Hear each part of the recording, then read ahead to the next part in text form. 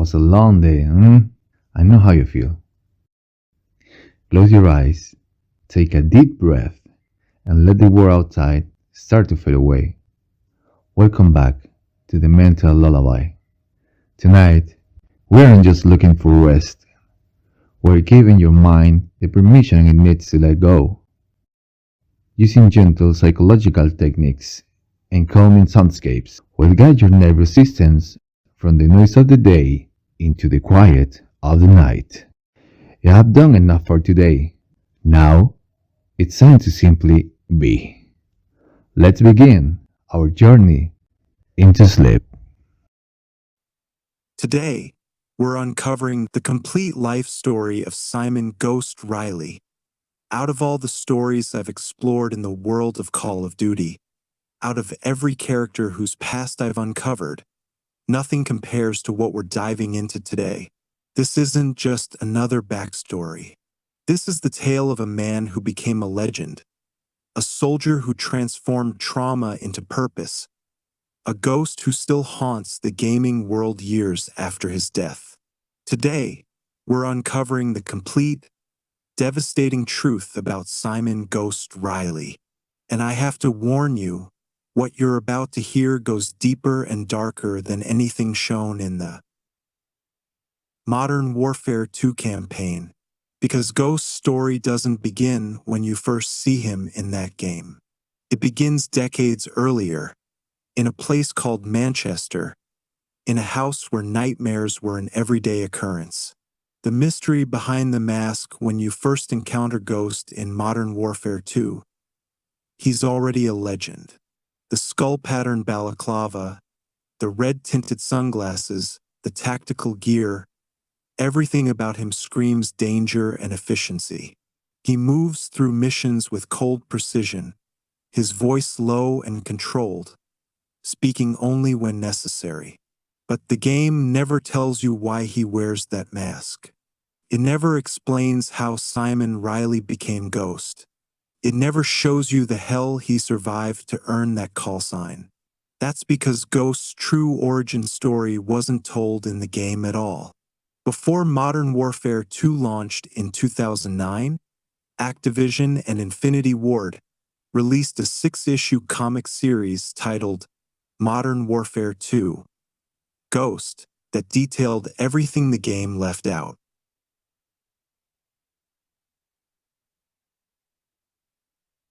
And what these comics revealed was so dark, so tragic, that it transformed Ghost from a cool-looking character into one of gaming's most sympathetic figures.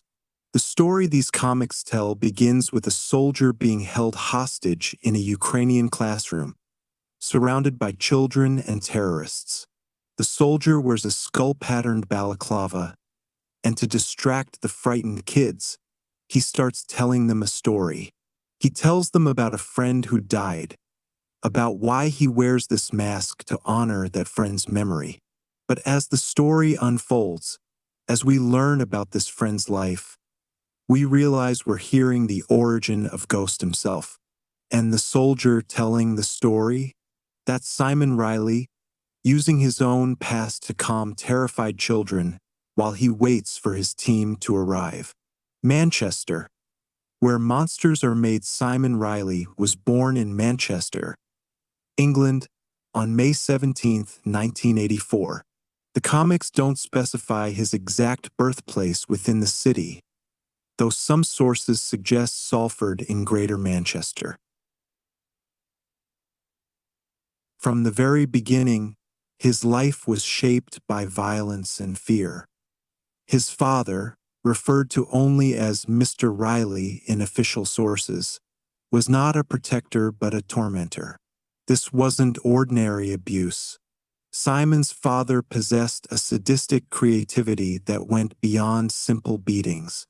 He would bring dangerous animals into their home, snakes and other creatures that terrified young Simon, and force his son to interact with them. In at least one documented incident from the comics, this man forced his own son to kiss a snake. The comics don't specify whether the snake was venomous, but the psychological impact of forcing a young child to confront something that triggers such primal fear speaks for itself. This kind of trauma doesn't just heal with time. It fundamentally reshapes how a developing mind understands trust and safety. But the animal torture was only part of it. Simon's father would take him to Bone Liquor's concerts, and at one of these shows, he forced Simon to look at the corpse of a prostitute who had overdosed on drugs. Not just look at her, but laugh at her. The comics show this moment explicitly, a child standing before the body of another human being, while his father demanded he find humor in her tragic end. What this does to a kid's sense of empathy, their understanding of human value, becomes clearer when we see how Simon's personality developed over the years. Simon wasn't alone in his suffering. He had a younger brother named Tommy Riley, and while Tommy was also a victim of their father's abuse, he developed his own way of tormenting Simon.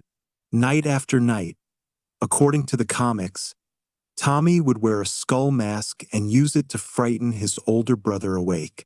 The skull, that symbol that would later define Ghost's entire identity, started as a source of childhood terror. This detail from the comics takes on added significance when we see how Simon eventually claims that imagery for himself, transforming from victim of the skull to its embodiment. Their mother, referred to in the comics as Mrs. Riley, with some fan sources calling her Nora, had her own history of abuse. According to the backstory revealed in the comic series, she'd grown up in a violent household in Manchester, ran away at 17 hoping to escape, only to end up with a man who continued the cycle. The comics show that Simon's father cheated on her constantly, beat her regularly, and created an atmosphere of fear that permeated every corner of their home.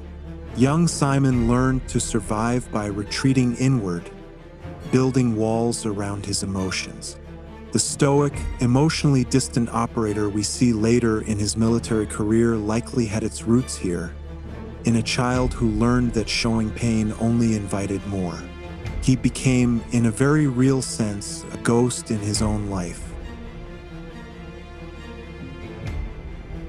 The comics show him floating between school and hell, screaming silently behind an expressionless face, unseen and unheard by anyone who might have helped.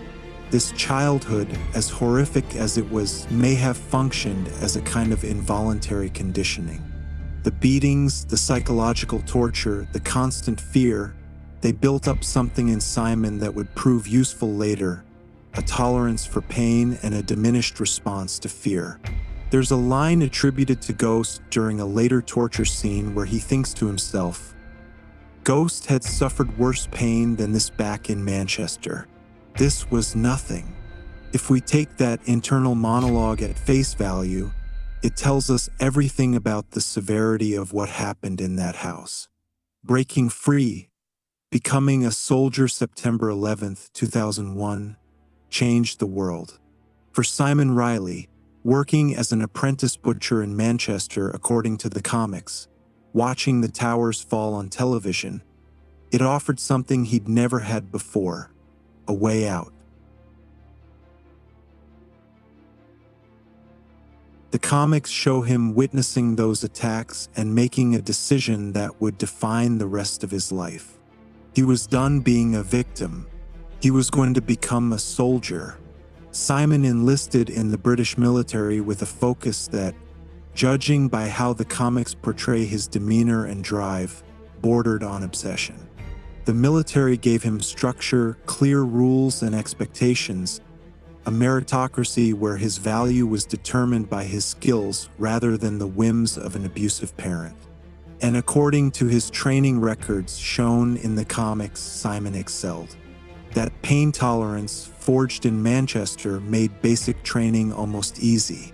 The psychological pressure that broke other recruits barely registered. He'd survived worse. His skills caught the attention of the Special Air Service, the SAS, Britain's premier special forces unit. The SAS doesn't just accept anyone. Their selection process is legendarily brutal, designed to identify the absolute best operators. Simon Riley passed, earning that sand-colored beret and becoming one of the world's elite warriors. For the first time in his life, the comics suggest through his actions and bearing, he belonged somewhere. He was valued, respected, needed. His deployments took him to Afghanistan in early 2002, where the comics show him witnessing horrors that stacked on top of his existing trauma. He saw 2 British soldiers decapitated by an explosion, helped move the bodies of dead Afghan civilians, and was haunted by the number of dead children he encountered. The comics depict him burying it, suppressing it, doing what soldiers do and carrying on with the mission. Then, in January 2003, Simon returned home on leave. What he found there, as shown in the comic series, forced him to make a choice that would change everything. His mother was still being abused, still trapped in the cycle of violence. Tommy had fallen into drug addiction, was stealing from their mother to support his habit. Their father continued his reign of terror, unbothered, unconcerned that his older son had become a trained killer. Simon made a decision that the comics make clear wasn't easy. He informed his commanding officers that he was temporarily retiring. No deployments, no operations until he'd fixed his family. The military was his escape, his identity. But blood called to blood, and Simon Riley wasn't going to abandon those who needed him. He spent months working with Tommy, helping him fight through withdrawal, being there during the sweats and shakes. The comics don't show every detail of this period, but they make clear it was a long, difficult process. Gradually, Tommy got clean. The fog of addiction lifted, revealing the brother Simon remembered. They bonded, really bonded, perhaps for the first time in their adult lives, given how the comics portray their renewed closeness. In March 2004, as depicted in the comics, Simon decided it was time to deal with his father. The confrontation ended with Simon beating his father thoroughly, systematically, every punch carrying years of accumulated rage. Then he threw him out of the house. The monster was gone. The family could finally breathe. Tommy met a woman named Beth. They fell in love, got married in June 2006 according to the timeline established in the comics, with Simon as best man. Beth gave birth to a baby boy they named Joseph, though he's referred to as Jacob in at least one panel of the comics, suggesting either an inconsistency or possibly a middle name. Simon became Uncle Simon, and the comics show him finding a tenderness he didn't know he possessed with his nephew. For a brief, shining moment, everything seemed perfect. The Riley family was healing, but Simon's skills hadn't gone unnoticed. A mission was coming, an operation in Mexico against a drug cartel. The comics present it as straightforward enough, the kind of op the SAS handled regularly.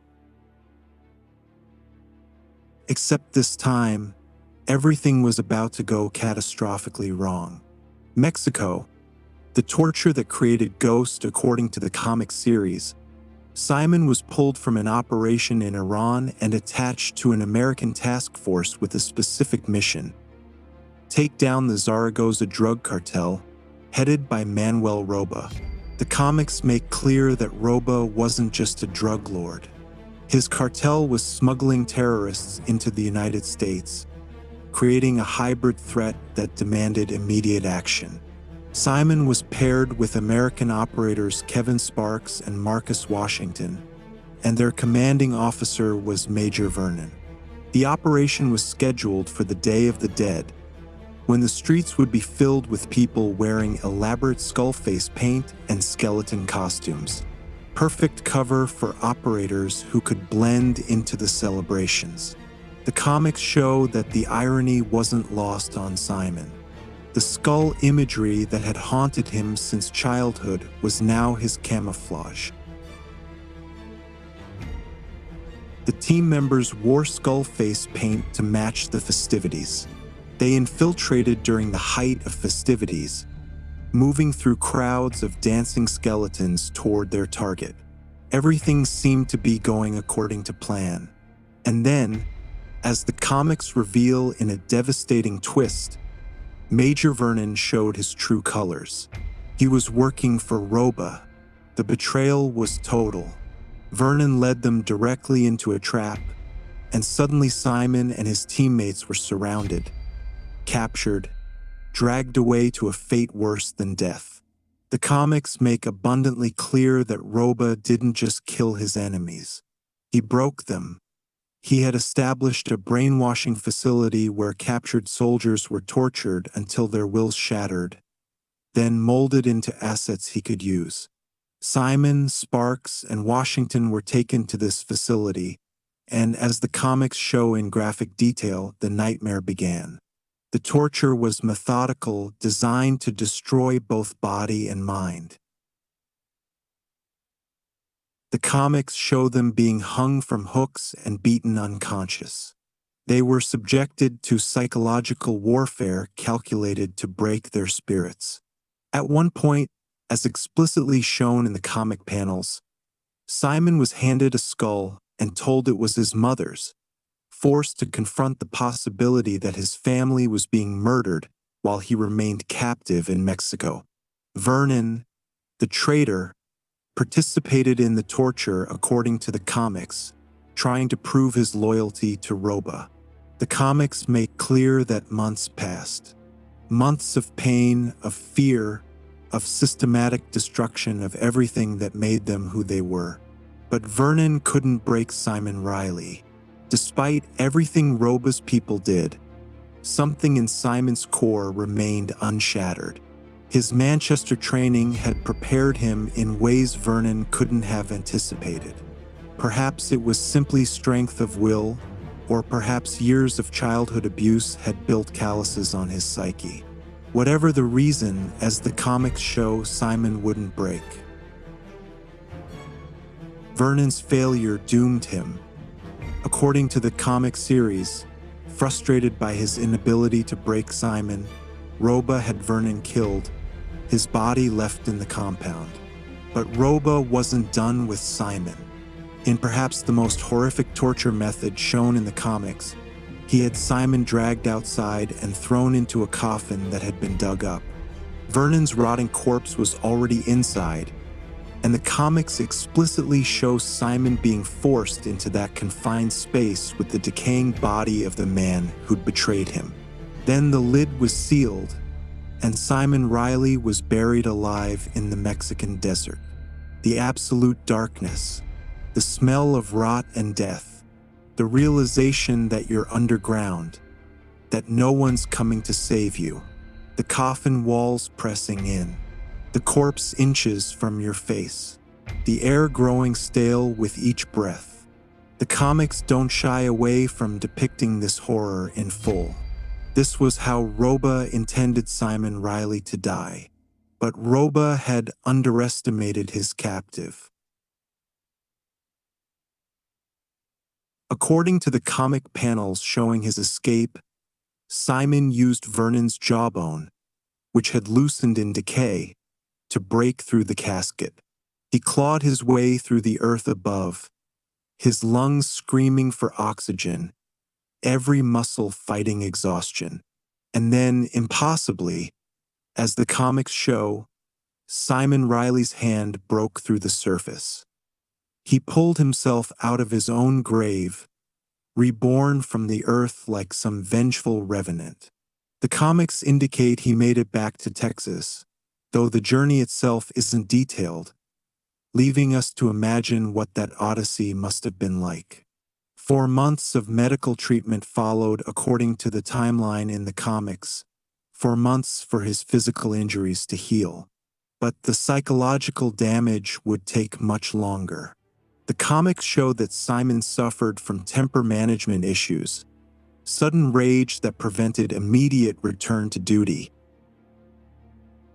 During his recovery, as revealed in the comics, he learned that Sparks and Washington had escaped shortly after being captured. They were safe back in the United States. The comics show Simon felt relief at first, but then suspicions began to form. Something about their story didn't add up, and Simon Riley, trained observer, began to wonder if his teammates had been broken and brainwashed, turned into sleeper agents according to Roba's methods.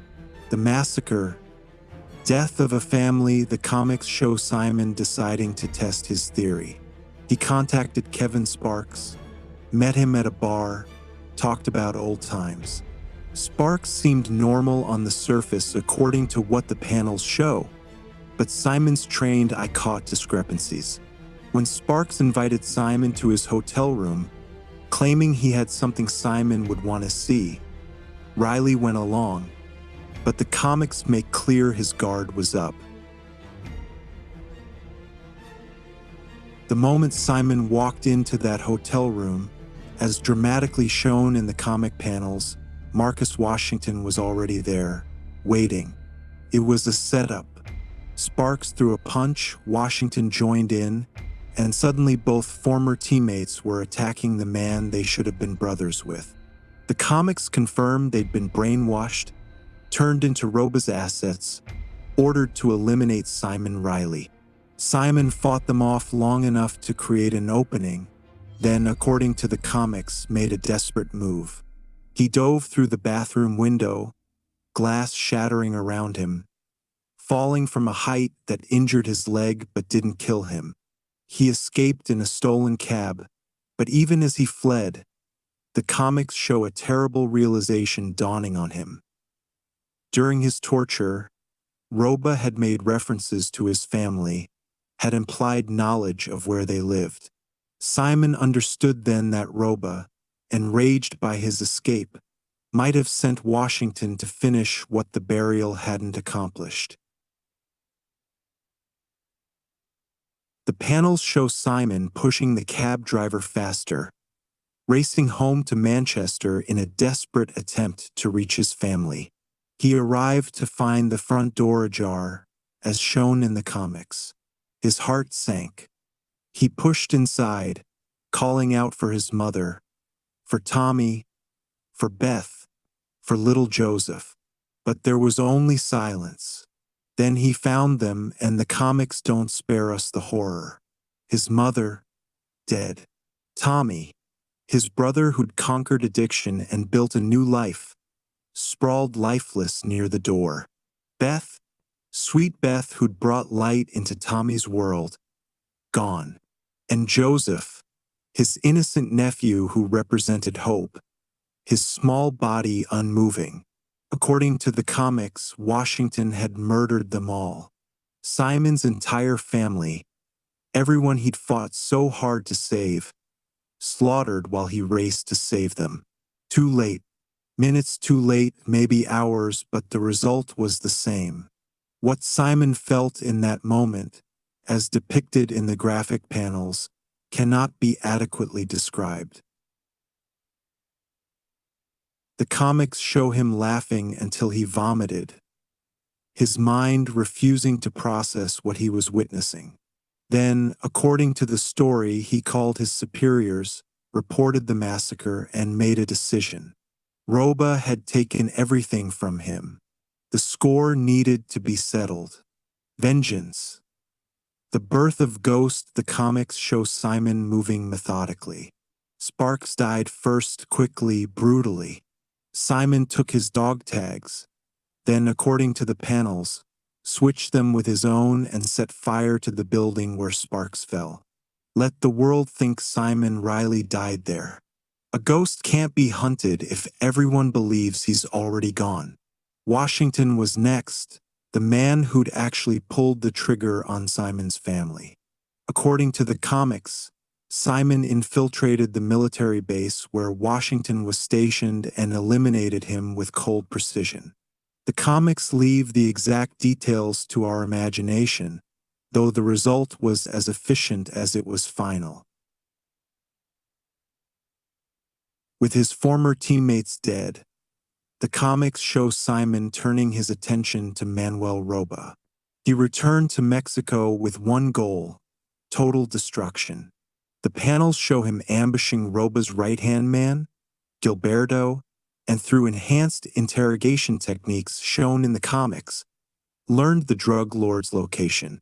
Roba had a heavily guarded compound where he felt safe. According to the comic series, Simon assaulted the compound alone, methodically eliminating guard patrols one by one. Silent kills that left Roba increasingly isolated. By the time Roba understood what was happening, Simon was already inside the mansion. The gunfight that followed was prolonged and fierce, judging from what the panels depict. But Simon was facing an opponent who had nothing left to lose, who had already died once in a Mexican grave and come back from it. When Simon finally stood face to face with Manuel Roba, the comics don't show what words were exchanged, if any, but the outcome was certain. Roba died, and the comics show Simon making sure to collect all the intelligence on Roba's operations before leaving the burning compound. As Simon prepared to depart, according to the comic narrative, a figure emerged. General Shepard, an American officer, had somehow tracked him to this location. Whether through surveillance or intelligence gathering, Shepard had found him. He surveyed the destruction, saw what Simon had accomplished single-handedly, and according to the dialogue shown, made an offer. There was a new unit being formed, Shepard explained in the comics. Task Force 141, an elite multinational special operations group. They needed operators with Simon's skills, his dedication, his willingness to do whatever was necessary. And they needed someone who could operate without a past, someone who was, for all official purposes, dead. In that moment, standing in the ashes of his revenge, as shown in the final panels of the comic series, Simon made a choice. He would become what he was always destined to be. He would become Ghost, the skull that had terrified him as a child, that had been used to torture him in Roba's facility, would now be his weapon. He would transform from victim to embodiment. Shepard supplied him with the iconic skull pattern balaclava shown in the comics and the game. When Simon put it on, the transformation was complete. Simon Riley ceased to exist in any official capacity. Only Ghost remained. Task Force 141. Finding Brothers, the transition from the comics to the game events shows Ghost reporting to Task Force 141 and finding something he hadn't had since leaving Manchester: a family. Captain John Price became a father figure Simon never had, a leader who earned respect through competence. John Soap McTavish became the closest thing to a friend Ghost allowed himself, judging by their interactions in the game. Gary Roach Sanderson proved himself a reliable operator who never faltered. The operations came fast as shown throughout Modern Warfare 2's campaign.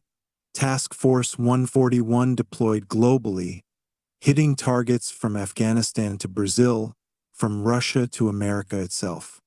Ghost excelled in every environment according to what we see in the missions, his training and abilities making him one of the most effective members of an already elite unit. On October 8, 2013, according to the timeline shown in Find Makarov, Operation Kingfish, Ghost participated in a joint operation targeting Vladimir Makarov. The team included Price, Soap, Roach, Sandman, Frost, and Westbrook. The mission went sideways when they were ambushed by a bomb, forcing an emergency evacuation. Soap was wounded by an RPG as shown in the short film. An AC-130 tried to provide covering fire but was shot down, leaving the team completely vulnerable. This commitment to each other, this absolute refusal to abandon a teammate as shown in their actions, represented everything Ghost valued about Task Force 141. Later operations shown in Modern Warfare 2's campaign took Ghost to Rio de Janeiro, where he helped capture Alejandro Rojas, Makarov's arms dealer. In the mission takedown, Ghost is the one handling the interrogation with jumper cables and a car battery, as explicitly shown in the game. The mission The Hornet's Nest shows the team's narrow escape aboard Nikolai's helicopter. The oil rig operation in The Only Easy Day was yesterday shows Ghost infiltrating with Task Force 141 and Navy SEALs, clearing the rig of hostiles and rescuing hostages.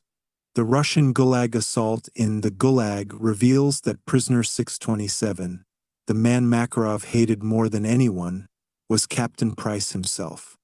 Ghost's role in taking control of the security systems and guiding his allies, as shown in the mission, demonstrated his technical capabilities beyond just combat. The relationship between Ghost and his teammates, through their in-game dialogue and interactions, revealed hints of the humanity he usually kept buried. His exchanges with Soap showed something approaching friendship, mutual respect between operators who recognized each other's capabilities. For Ghost, Task Force 141 represented purpose beyond revenge, a reason to continue fighting that transcended personal vendetta. His teammates became his brothers, and he trusted them with his life. The ultimate betrayal, the mission Loose Ends, in Modern Warfare 2 began like countless operations before. Intelligence suggested Makarov would be at one of two locations: an aircraft boneyard in Afghanistan or a safe house on the Georgian-Russian border. Price and Soap took the boneyard. Ghost and Roach, along with Ozone and Scarecrow, with sniper support from Archer and Toad, drew the safe house. As shown in the mission, they infiltrated the compound, cleared rooms, secured the perimeter. But Makarov wasn't there. The mission seemed like a bust until, as the gameplay shows, Ghost made a discovery. The safe house was rich with intelligence, documents, and computer files that could cripple Makarov's entire organization. Ghost called for the DSM, the data storage module, to download everything. While the DSM worked, as shown in the gameplay, Ghost and his team defended against enemy counterattacks. Ozone and Scarecrow were killed by mortars as shown in the mission. Roach was injured but not critically. The download completed. Ghost grabbed the DSM and began extraction with Roach, as we play through in the mission.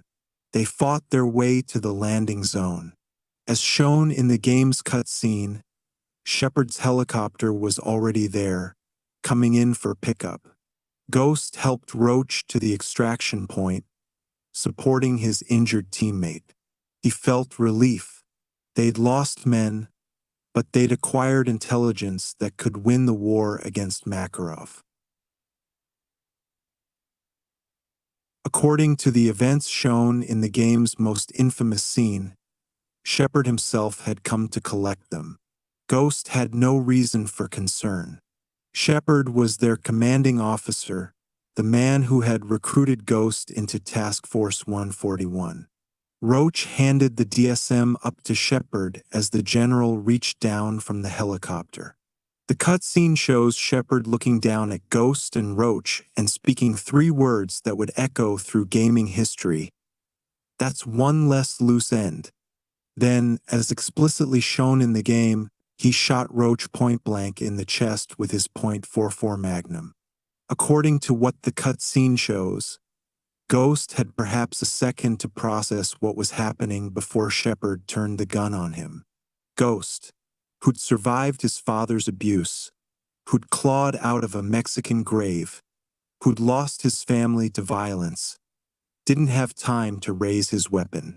Shepard pulled the trigger, and the cutscene shows Ghost falling, the massive round hitting his chest. The 44 Magnum, as the game demonstrates, is not a subtle weapon. Ghost fell, the pain enormous judging from what we witness. We see his vision begin to tunnel. He could hear Price's voice on the radio in the scene, finally realizing what Shepard was planning, shouting a warning that came too late. We're under attack by Shepard's men at the boneyard. Do not trust Shepard. I say again, do not trust Shepard. But as the cutscene shows, Ghost was beyond responding. The scene shows him on the ground, struggling, watching as Shepard's Shadow Company soldiers appeared. As one of them began dousing Ghost and Roach's bodies with gasoline from a jerrycan, Shepard, as shown in the cutscene, casually pulled a cigar from his pocket, took a draw, then tossed it onto the gasoline-soaked bodies. Ghost's last sight, as shown in the game, was the flames spreading toward him, Shepard silhouetted against the sky, the DSM in hand. Then the fire reached him and the cutscene ends. Simon Ghost Riley's world ended in smoke and agony. The meaning behind the betrayal was total based on what we learn later in the game. Shepard had used Task Force 141 to gather intelligence, had allowed them to think they were working toward a common goal, when really he'd positioned them to become loose ends. The game's story reveals that the DSM contained evidence of Shepard's complicity in Makarov's terrorist attack at Zakhaev International Airport, where Joseph Allen's corpse had been left to frame the United States. Shepard had wanted the war, had wanted the blank check it provided him, had wanted the opportunity to become a war hero. For Ghost, the betrayal must have reopened every wound from his past. He trusted Shepard, had believed in the mission, had thought Task Force 141 represented something pure. Instead, he died learning that authority figures betray, that even when you do everything right, you can still end up burning. The symbolic parallels are devastating when we consider his full story. Ghost had spent his life as a victim of betrayal. His father's abuse, Vernon's treachery, Washington's murder of his family. He'd rebuilt himself, found purpose in Task Force 141, believed he'd finally found something trustworthy. Shepard's betrayal revealed that Ghost had never escaped the cycle. As shown in later missions, Price and Soap would eventually hunt down Shepard and kill him, avenging Ghost. But that revenge came too late. The Ukrainian classroom scene from the comic suggested Ghost died thinking everything he'd fought for had been corrupted from the start. The truth about the story, remember that soldier in the Ukrainian classroom at the beginning of the comics? The one telling the story to distract the children? When the story ended, when he finished explaining why he wore the ghost mask, the truth was revealed in the comic's final pages.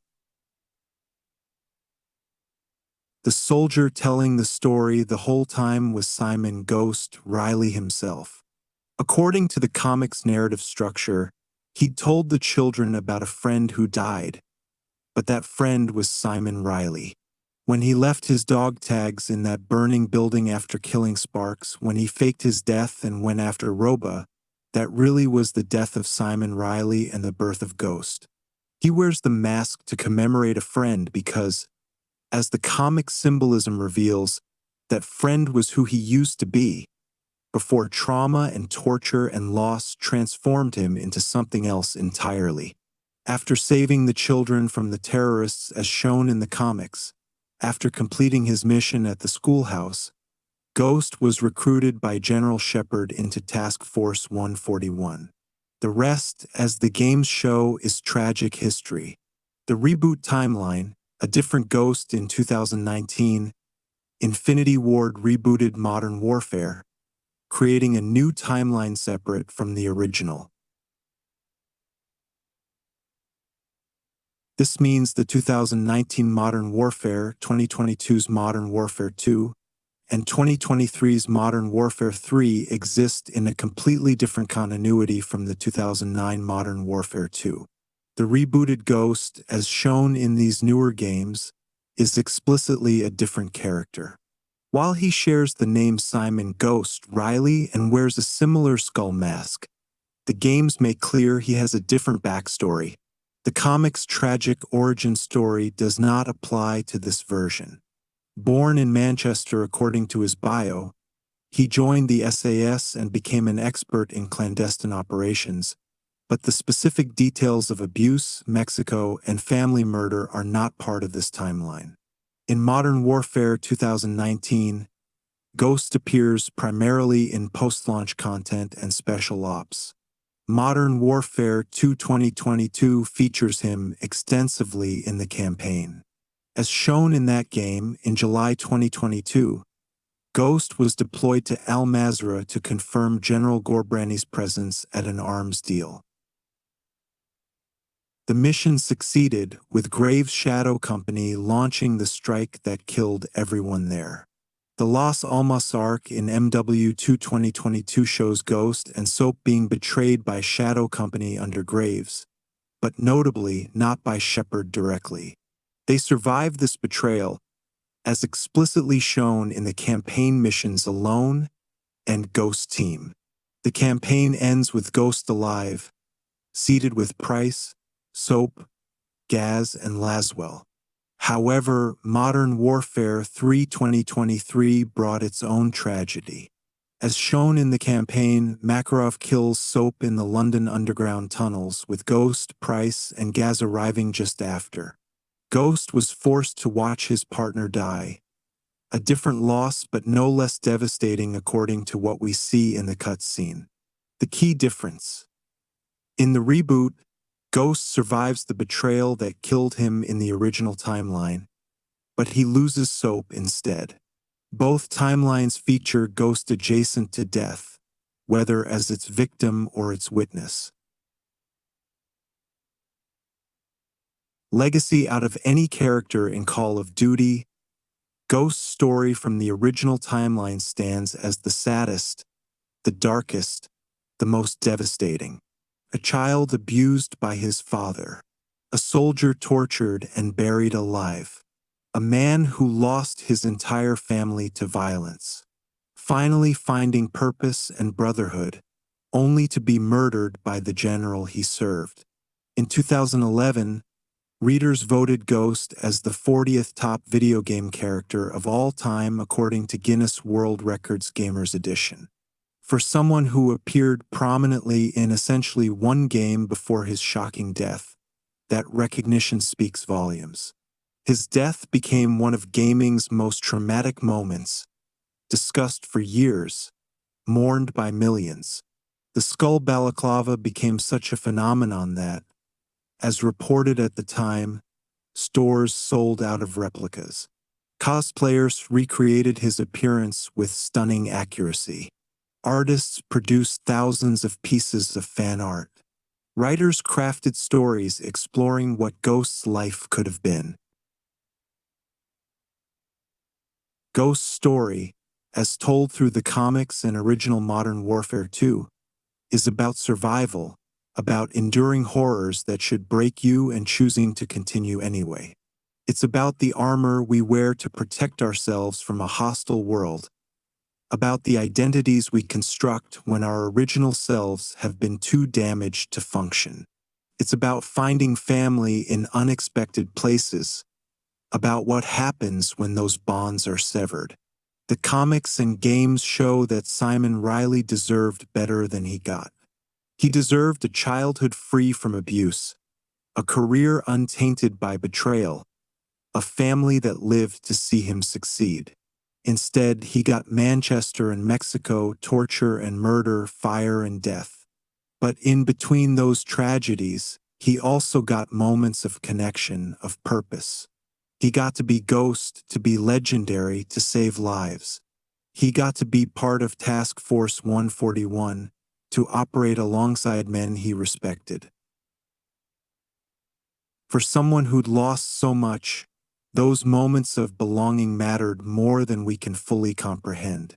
And perhaps that's why Ghost resonates with players. Because we all know what it's like to be hurt, to face betrayal, to struggle with trauma.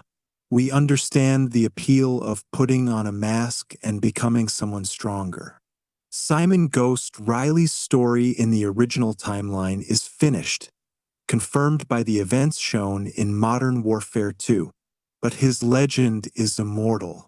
Across both the original and reboot continuities, Ghost remains a soldier haunted by his past, defined by his trauma, searching for purpose in a world that keeps taking from him.